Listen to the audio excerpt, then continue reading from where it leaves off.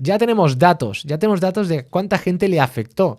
CrowdStrike, el fallo que tuvimos la semana pasada en viernes, que afectó sobre todo especialmente y únicamente a sistemas operativos Windows, afectó a menos del 1% los ordenadores que usan Windows. A menos del 1%, ¿eh? Pero bloqueó muchos sistemas críticos en todo tipo de empresas. Esto ya lo he visto, que en el vídeo de YouTube que puse hablando del tema, mucha gente en los comentarios me decía, tampoco es para tanto porque solo afectó a un 1%. Bueno, a ver, tampoco es para tanto. No se trata de si es mucho o poco el 1%. Se trata de cómo de importante es ese 1%. No es lo mismo que ese 1% sea de servidores que no utiliza nadie, sino que, claro, ha afectado un 1% a un montón de infraestructuras críticas. Ese es el problema. Entonces, no creo que sea el problema sea el número, sino a la gente que le ha afectado, porque es un antivirus, que ya sabemos que es de una empresa de ciberseguridad, que obviamente solo utilizan o se la permiten gente o empresas con mucho dinero. Claro, ese 1% pues era bastante importante, ¿no? Entonces, ya Microsoft ha confirmado que afectó a 8,5 millones de ordenadores de todo el mundo, que también un 1%, pero 8,5 millones de ordenadores de todo el mundo. O sea, que no está nada mal, ¿eh? Que aunque el porcentaje es pequeño, el impacto económico y social ha sido grandísimo. Ahora, ¿dónde está el error? Dice por aquí, en este artículo, dice, CrowdStrike ha confirmado que un error en la actualización de uno de sus sensores de software ha sido responsable. La compañía tardó solo 1 hora y 20 minutos en crear un parche, pero ya era demasiado tarde, porque ya se actualizó por todos los sitios, ¿no? Dice, las máquinas afectadas entraban en un bucle de carga que impedía descargar la actualización necesaria para arreglar el problema. Vale. Esto no es tanto lo que pasó, ese bucle de carga, que es un poco raro, tal y como lo comentan. De hecho, ya hay un montón de gente que ha estado investigando qué es lo que pasó realmente. Y ha habido diferentes hipótesis. Hay gente que ha estado haciendo un cálculo ahí brutal, como el de Zach Borgies, que hay gente que no está como muy de acuerdo. Fíjate, aquí hay una community note. Dice, CrowdStrike Analysis, dice, fue un null pointer exception de la memoria que no es segura en el lenguaje de C++. Como soy un programador profesional de C++, deja que te decodifique esta pila con los problemas para ti, ¿no? Y aquí se ve la lectura de esta dirección, aquí tendríamos la ejecución de ese código con el access violation y te van explicando por aquí todo el problema, donde te dice paso a paso dónde está el problema. Hay gente que no está de acuerdo con esto, de hecho, fijaos aquí que hay gente que dice, los lectores añadieron que consideraron que tal vez otras personas quieran saber, ¿no? Que dice que no es un null pointer issue. Para el que no sepa lo que es un null pointer, os explico rápidamente, ¿vale? El null pointer básicamente es un error bastante común en programación, o al menos lo era. Ocurre cuando tu programa intenta acceder a un objeto o a una variable que todavía no ha sido inicializada, ¿no? Porque al final tiene un valor nulo y en ese espacio de memoria pues no está. Pero tú das por hecho, imagínate que si guardases ahí un objeto y dices, voy a ver qué longitud tiene ese objeto y no hay nada ahí, ¿no? Pues ahí tienes null pointer exception, porque realmente donde estás mirando ese objeto pues no existe. Y tú intentas ahí hacer una pregunta de ese objeto que no existe y revienta. Así que eso sería un poco, ¿no? El error es algo similar a intentar usar algo que no existe o intentar acceder a una posición de memoria que no existe, que no tiene lo que tú das por hecho que tiene. Ahora, hay lenguajes de programación que hoy en día, por ejemplo, Rust, ya no te permite que pase, ¿vale? Hay diferentes sitios que este tipo de problema no te ocurre, ¿no? Rust es uno de ellos, pero es verdad que C++ o C++ o C++, como le quieras llamar, pues sí que lo sufre y hay que tener mucho cuidado con esto porque una vez que ocurre ese error, como podéis ver, revienta. Pero aún así hay gente por aquí, dice, ese llega diciendo que es un profesional de C++, echa la culpa con tratados de diversidad y aparte su análisis es incorrecto.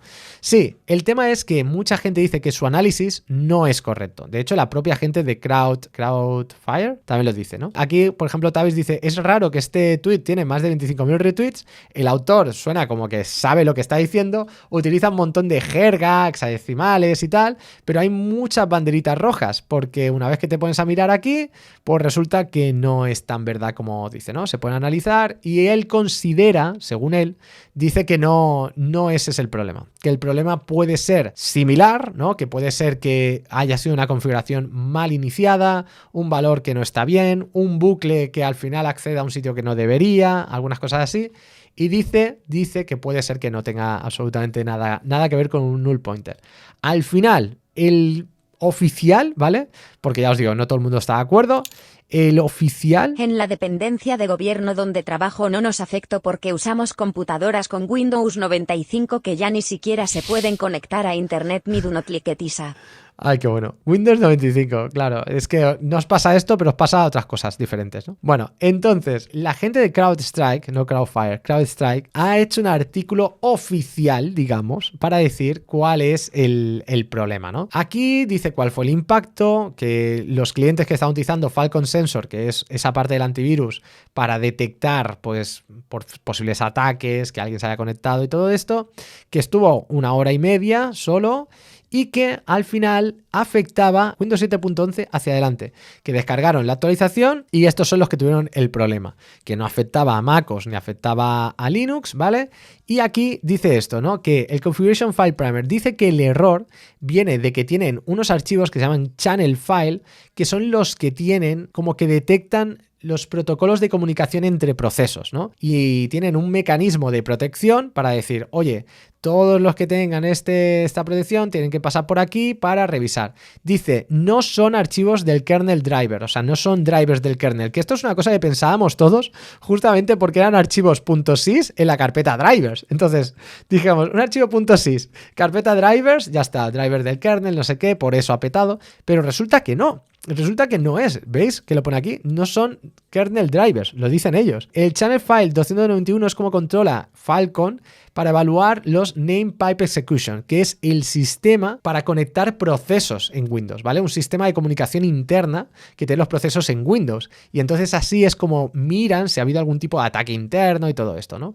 Y fijaos que ellos mismos dicen aquí, no está relacionado con ningún byte nulo que esté contenido en este fichero o cualquier otro fichero, ¿vale? O sea, dice que no hay ningún tipo de problema con bytes nulos. Esto dicen ellos. Pero ya veis que ese tweet comentaba todo esto y tal. Lo que parece ser, que es bastante curioso la razón, ¿no? Es que en realidad dicen que el error ya está ahí. El error ya estaba ahí dentro. O sea, el código erróneo ya estaba en el antivirus.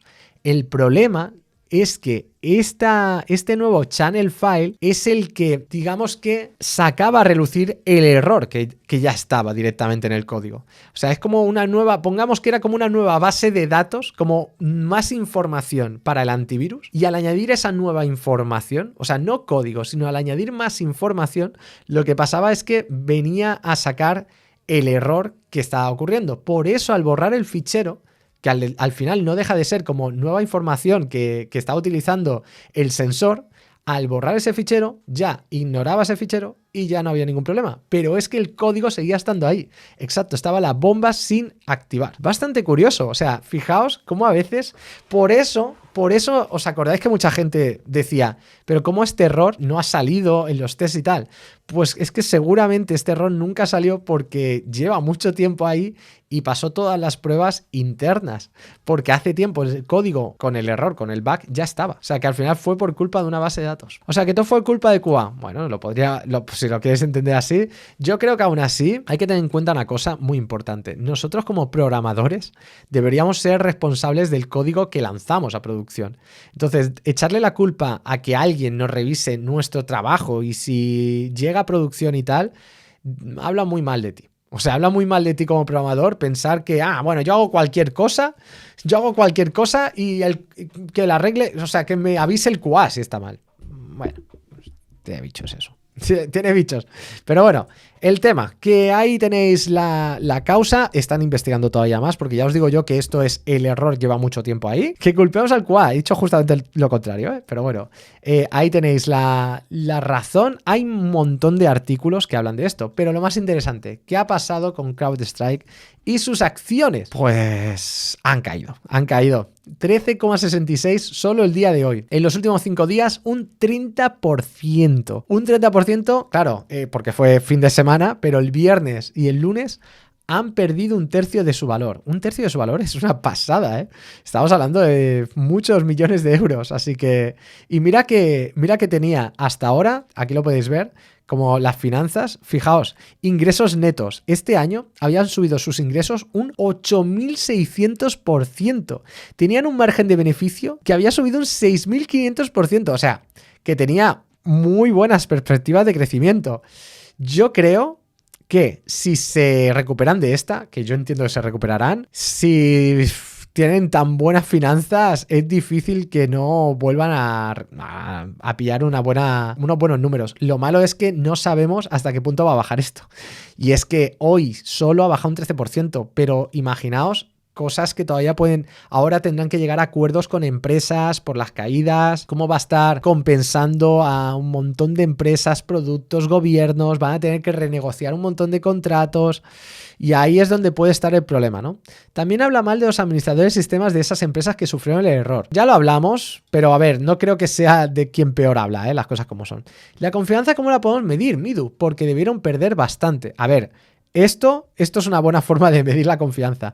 Esto, lo que se mide muchas veces, las acciones son la confianza futura de que tu empresa vaya a seguir creciendo, digamos, o que vaya a tener buenos resultados de ahora en adelante. Entonces, eso es la bolsa. Al final es como una apuesta de que va a ir bien, de que lo que estoy invirtiendo ahora va a ir a más. Cuando la gente vende, lo que significa básicamente es no creo que el valor que tiene actual vaya a más, sino que todo lo contrario, va a ir a menos. Entonces me quito de encima este valor porque no lo quiero. Yo pienso que fue adrede. No, hombre, no creo que sea adrede, ¿eh? No creo, nadie hace esto adrede, las cosas como son. Os recuerdo, esto sí que está patrocinado, que muchas veces me decís, esto está patrocinado, pero os lo comento, una encuesta, que es una encuesta de las más importantes que se hace todos los años, de Slash Data, para el mundo del desarrollo del software, que es la Developer Nation, que además está en español, en inglés, en todos los sitios, y que podéis participar en un montón de sorteos, un iPad mini, una GoPro, hay un montón. Es que solo por rellenarla llegas a un montón de sorteos. Son 20 minutos y además te llevas algunos regalitos. Te llevas regalos como por ejemplo son regalos virtuales para que te salgan más barato algunos hosting, mira, premios de primera, accesorios geniales, y aquí tenéis, por ejemplo, Virtual God para Kamai, para CodeMotion, tenéis ahí como diferentes regalos virtuales, descuentos y tal, así que echadle un vistazo, Developer Economics. Os paso el enlace bueno, que es este, por si lo hacéis, para que sepan que habéis venido de mi parte. Ahí os lo dejo, la hemos hecho algún año aquí juntos, así que os la recomiendo bastante, porque además siempre está bien hacer una encuesta para que se refleje cómo está la comunidad hispana, que muchas veces siempre lo hacen desde Estados Unidos. Por ejemplo, State of React, de nuevo, casi todos son estadounidenses y por eso sale lo que sale. Pero bueno, ahí lo tenéis.